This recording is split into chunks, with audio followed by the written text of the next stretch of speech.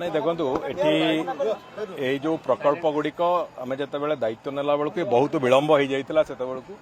आरंभ विभिन्न इश्यू को लेकिन जो विलंबित होता ताकू विभिन्न समय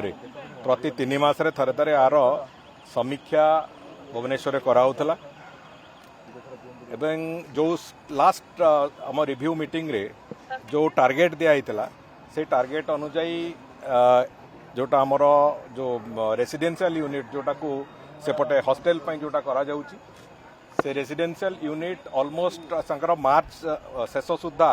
हैंडओवर करिवार थला प्रायतः एप्रिल मिड एप्रिल सुधा से माने सेटा हैंडओवर करियो बोली आशा अछि एवं क्लिनिकल यूनिट को आमे टाइम देइथिलु जून 30 सुधा ताकू संपूर्ण रूपे कंप्लीट करिवा तार भीतर जहाँ अच्छी एमईपी काम सबजाक सारिबा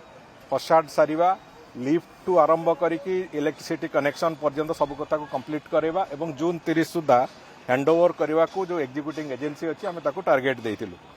से दृष्टि जेतु मार्च मास आसिक हेलानी से दृष्टि आम आज गोटे फिजिकल रिव्यू करने को मो सहित भी विभाग प्रमुख शासन सचिव ओबीसीसी एमडी एवं अन्य अफिसर माने समस्ते आसीथिले फिजिकल रिव्यू हला परे एबे क्लिनिकल जो टावर गुड़िक अच्छी टावर 1 एंड टावर 4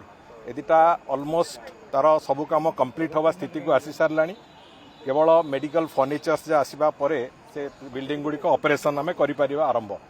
द्वितीय जो 2 आउ 3 अच्छी तार काम भी क्षिप्र गति रे चलीची एवं आउ जहाँ छोट मोट कमी अच्छी ताकू तुरंत सारिबा पई तांकू से अनुसार निर्देश दिया जाइची एवं जून 30 सुधा प्रायतः 100% आमर विश्वास अच्छी जे आमे ये बिल्डिंग 4टी जाक को कंप्लीट करिवु जहाँ फल कि अत्याधुनिक समस्त प्रकार अत्याधुनिक व्यवस्था सहित मल्टीपल लिफ्ट्स टू आरंभ करिकी फायर प्रोटेक्शन रो सब प्रकार फैसिलिटी विभिन्न प्रकार फायर ब्लॉक रे प्रति फ्लोर को विभक्त करेवा एवं सबु प्रकार मॉडर्न फैसिलिटी जहाँ गोटे कॉर्पोरेट हॉस्पिटल रे थाए ताकू संपूर्ण रूपे एटी करिवा पई जहाँ जहाँ प्रक्रिया से प्रक्रिया को एटी इंस्टॉल कराहोची तेणुकरी कौन प्रकार जो रोगी सेवा दृष्टि कौन प्रकार जमी व्याहत कि व्याघात न हुए से सबू कथा को रखिकी एटा कराहोची तेणुकरी मु भावुची जून 30 परे आमे ये बिल्डिंग को ऑपरेशनल करिवार जो प्रक्रिया से प्रक्रिया निश्चित भाव में सारी पारिबो सर एससीबी मेडिकल रे वर्तमान जो परिस्थिति आपनकर न्यायिक तदंत कथा कह जाउतला वर्तमान कोन पोजीशन वर्तमान कोन देखो से बाबद रे माननीय मुख्यमंत्री 2 दिन तले कहि सारिचंती स्पष्ट भाव में गोटे जुडिशियल एनक्वायरी कथा कहिचंती एवं ता बाद भी कौन कौन असुविधा होता कहीं एभलिया घटनाटी घटिला तुरंत सरकार तार जो प्रतिवेदन करने तार जो व्यवस्था करने डेवलपमेंट कमिशनर नेतृत्व में गोटे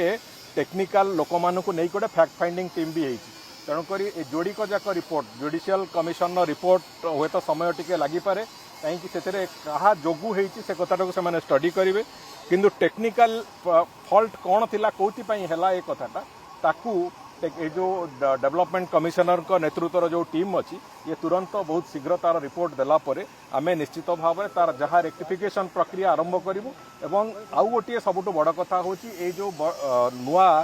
स्ट्रक्चर तैयारी हैला परे पुराना बिल्डिंग गुड़िकर भी संपूर्ण रूपे रिवैम्पिंग केमिति हबो से बाबद भी सरकार गुरुत्व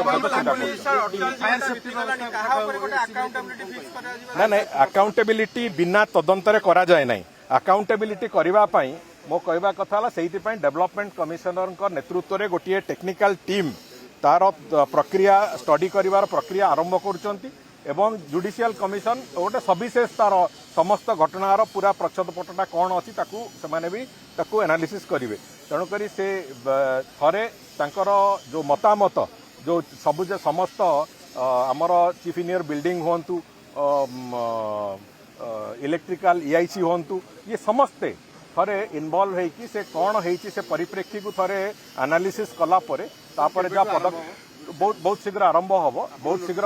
ऑलरेडी माननीय मुख्यमंत्री घोषणा कर सारी एवं बहुत शीघ्र से बाबद काम आरंभ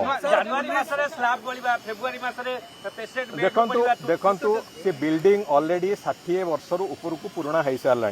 तेणुक से आम जो आम व्यस्त थिलु जे ए बिल्डिंग केमिति शीघ्र सरिबो एवं जून मासर टार्गेट एठी दिया जाइछि जून मासरे ये बिल्डिंग सरिबो आमे प्रायतः ए बिल्डिंग को संपूर्ण ऑपरेशनल करिकी से पुराना बिल्डिंग रो जहाँ जहाँ आवश्यकता से अनुसार तार कंप्लीट रिवैम्पिंग करिवार प्रक्रिया को जाउछ। फायर